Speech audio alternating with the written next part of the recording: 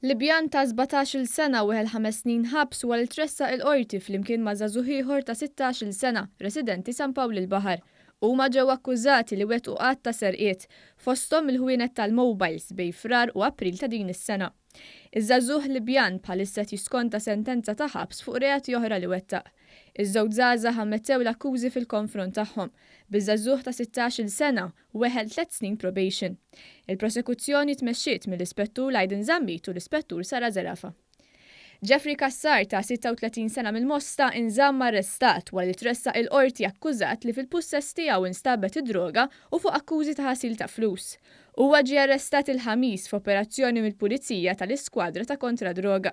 F'garaxx fil-Mosta l-Pulizija sabet 5 kilogrammi droga kannabis u 10,000 euro fi flus kontanti mqasmin f'pakketti. Quddiem il-Maġistrat Jana Mikallef Stafraġġ huwa wieġeb mhux ħati. Il-prosekuzzjoni tmexxiet mill-Ispettur Anthony Sherry.